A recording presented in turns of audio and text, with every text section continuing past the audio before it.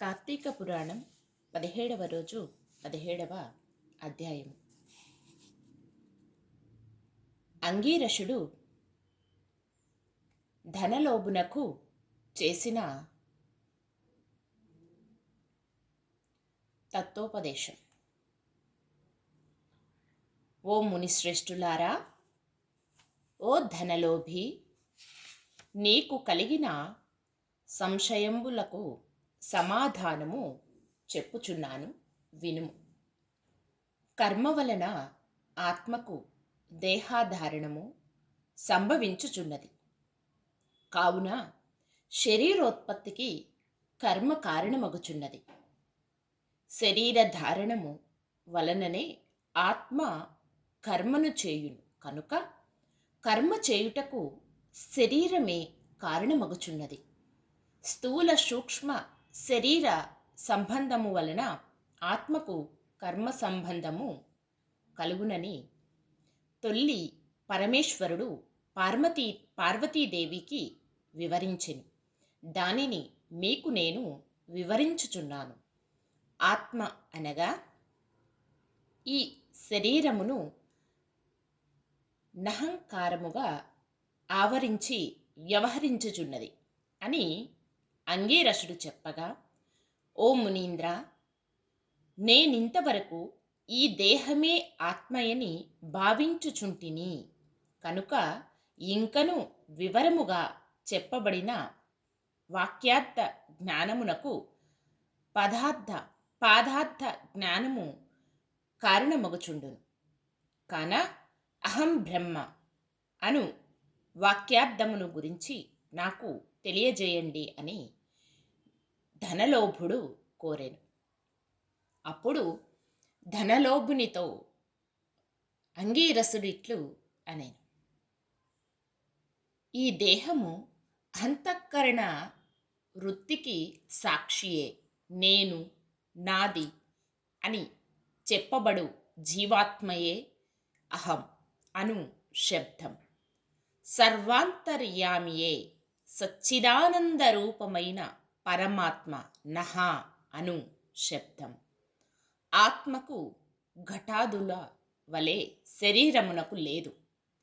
ఆ ఆత్మ సచ్చిదానంద స్వరూపం. బుద్ధి, సాక్షి, జ్ఞానరూపి శరీరేంద్రియములు మొదలగు వాని వ్యాపారమునందు ప్రవర్తింపజేసి వానికంటే వేరుగా ఉన్నదై ఎల్లప్పుడూ ఒకే రీతిగా ప్రకాశించుచు మండునదే ఆత్మ అనబడును. నేను అనున్నది శరీర ఇంద్రియాదులలో ఒకటి కాదని తెలుసుకొనుము. ఆ దేహేంద్రియాదులన్నింటినీ ఏది ప్రకాశింపజేయునో అది ఏ నేను అని నిశ్చయము.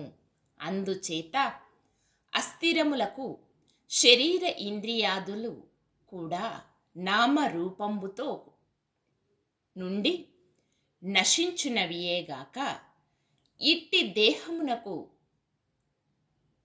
జాగృత స్వప్న సుష్యా వ్యవస్థల్లో స్థూల సూక్ష్మాహార శరీరంబులను మూడింటి యందును నేను, నాది అని వ్యవహరించేదే ఆత్మ అని గ్రహించుకొనుము. ఇనుము సుదండు రాయిని అంటి పెట్టుకుని తిరుగునట్లు శరీర ఇంద్రియాలు దేని నాశ్రయించి తిరుగుచుండునో అదే ఆత్మ. అట్లే అవి ఆత్మ వలన తమ పనిని చేయును. నిద్రలో శరీర ఇంద్రియాల సంబంధము లేక గాఢ నిద్రపోయి మేల్కొన్న తరువాత నేను సుఖ నిద్రపోతిని, సుఖంగా ఉంది అనుకునేదే ఆత్మ. దీపము గాజుబుడ్డిలో ఉండి ఆ గాజును ప్రకాశింపచేయునట్లే ఆత్మ కూడా దేహేంద్రియాలను ప్రకాశింపచేయుచున్నది. ఆత్మ పరమాత్మ స్వరూపమగుట వలన దానికి దారాపుత్రాదులు ఇష్టమగుచున్నారు. అట్టి విశేష ప్రేమాస్పదమగు వస్తు వేదో అదియే పరమాత్మ అని గ్రహింతుము. తత్వమసి మొదలైన వాక్యములందలి త్వం అను పదమునకు కించిత్ జ్ఞా కించిత్ జ్ఞాత్వాది విశిష్టమందు జీవాత్మని అర్థం. తత్ అను పదమునకు సర్వాజ్ఞ దిగుణాత్మ విశిష్టమైన సచ్చితానంద స్వరూపముని అర్థము. తత్వమసి అనేది జీవాత్మ పరమాత్మల ఏకత్వమును బోధించును. ఈ రీతిగా సర్వజ్ఞాత్వాది ధర్మములను వదిలివేయక సచ్చిదానంద రూపముకటే నిలుచును.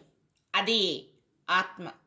దేహ లక్షణము ఉండుట, జన్మించుట, పెరుగుట, క్షీణించుట, చచ్చుట మొదలగు 6 భాగములు శరీరానికే గాని ఆత్మకు లేవు. జ్ఞానానంద స్వరూపమే పూర్ణత్వము గలది. వేదములలో దేనికి సర్వజ్ఞత్వము, ఉపదేశము, సంపూర్ణత్వము నిరూపించబడి ఉన్నదో అది ఆత్మ. ఒక కుండను చూచి అది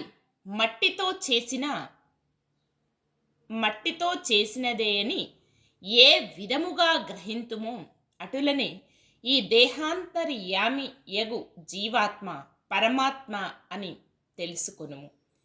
జీవులచే కర్మఫలం అనుభవింపజేసేవాడు పరమేశ్వరుడనియు, జీవుల కర్మఫలములు అనుభవింతురనియు తెలుసుకొను. అందువలన మానవుడు గుణ సంపత్తు గలవాడై గురు శుశ్రూషనొనర్చి సంసార బంధమగు ఆశలన్నీ విడచి విముక్తి నొందవలయును. మంచి పనులు తలచిన చిత్తశుద్ధియు దానివలన భక్తి జ్ఞాన వైరాగ్యములు కలిగి ముక్తి పొందును. అందువలన సత్కర్మానుష్ఠానము చేయవలయును. మంచి పనులు చేసినా గాని ముక్తి లభించును అని అంగీరసుడు చెప్పగా ధనలోభుడు నమస్కరించి ఇట్లు అనేను.